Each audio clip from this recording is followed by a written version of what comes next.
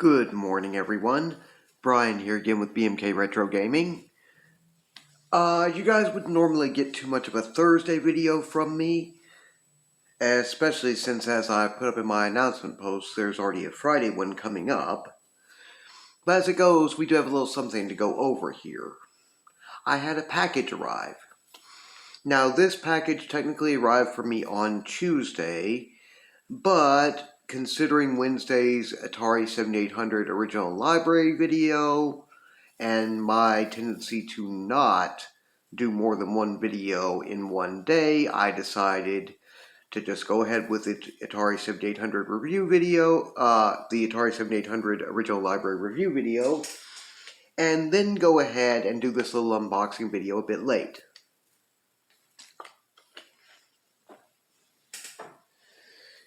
Forgive me by a bit. I have been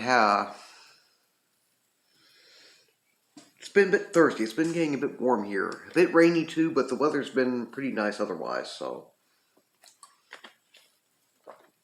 And well, I've been a bit parched here. Hey, at least I haven't had to use the heater, or it really hasn't gotten hot enough in here. I've had to turn on the air conditioning either, so. Just a little bit of water to keep me from having a total cotton mouth. Anyway, this came to me on Tuesday afternoon. It was tracked to arrive that day, and well, being the day after President's Day, the day after a holiday, they got it here about 10 minutes or so before the front office here at my apartment complex would normally close. So, they will let me know I had a package if it had been left at the office, even though this was small enough it may have also been able to have been left in my regular box. But not wanting to take a chance on having to get it on Wednesday morning instead, I was already up there to check. So, excuse me. Mr. Mark, our mail carrier, went ahead and told me, yeah, the day after a holiday, we tend to run a bit slow getting everything back in order. At least I was paying attention and got it. Anyway, this came to me from RetroGameBoyz in Sanford, Florida, to me here in Nacogdoches, Texas. And what is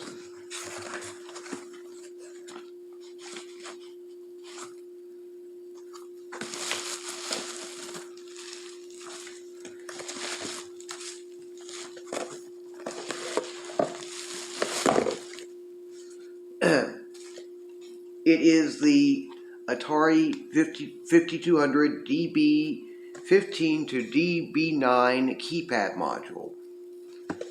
Basically a controller, which a modern day rebuild controller for the Atari 5800, which allows you the keypad control.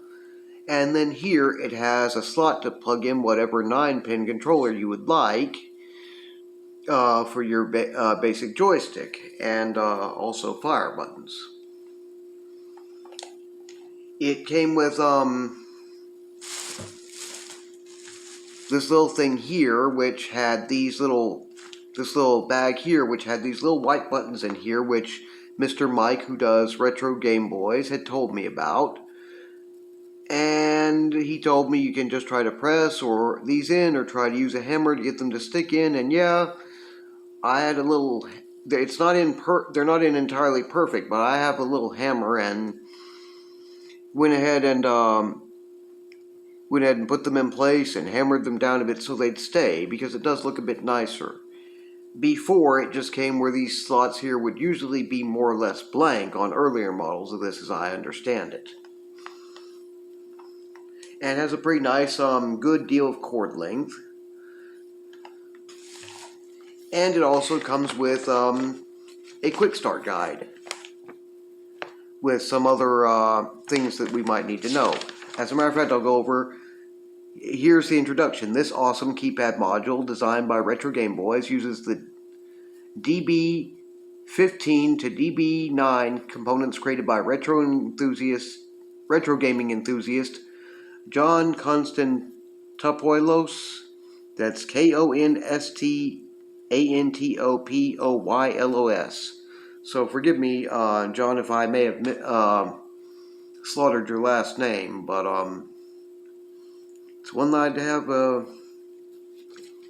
Oh, you can go in here and tell me if I got it wrong.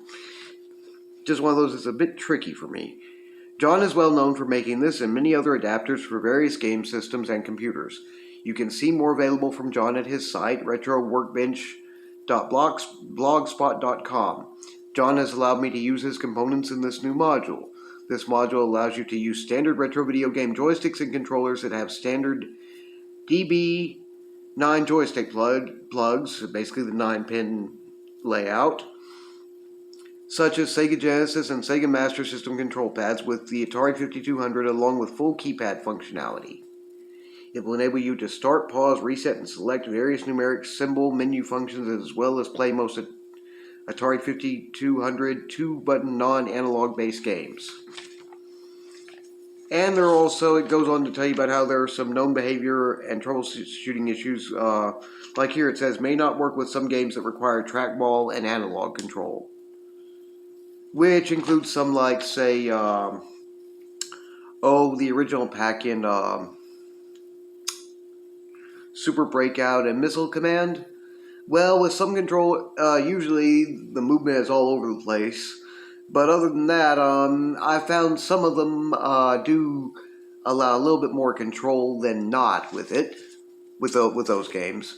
I've literally plugged in everything from my Hyperkin Retron 77's Trooper joystick controller to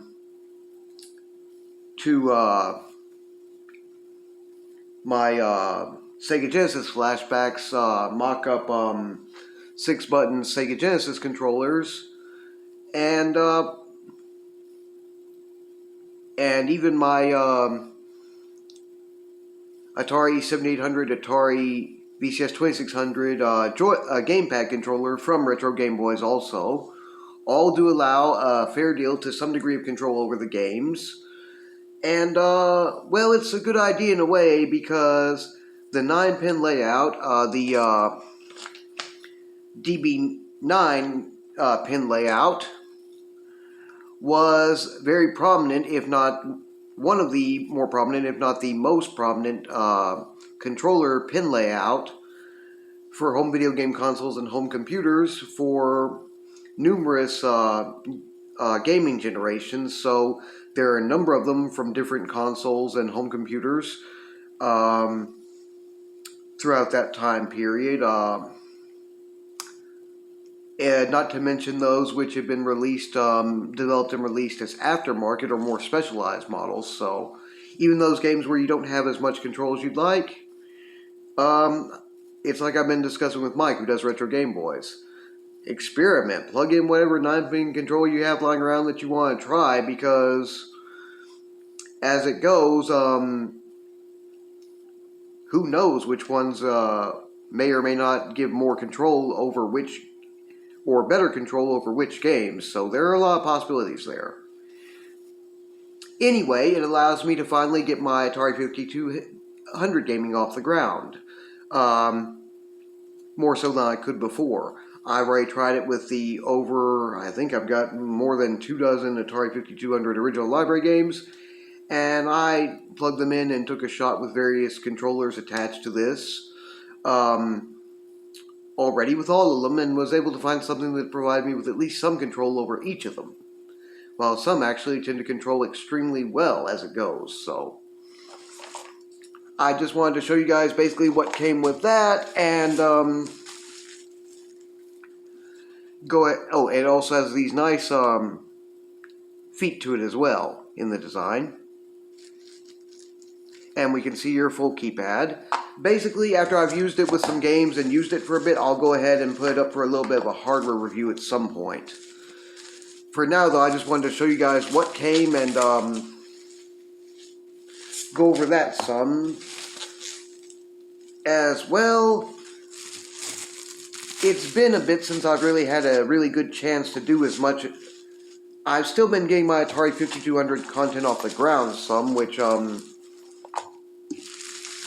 it goes, there's nothing wrong with that. I've already done the Atari 5200 Pac-Man arcade port, and not to mention the introduction video to the channel's gaming with the Atari 5200.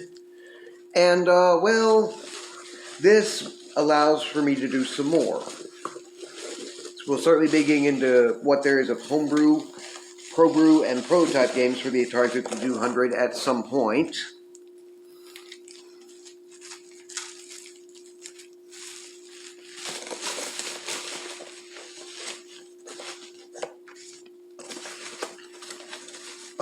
Well, you know, homebrew, ProBrew, and prototype games.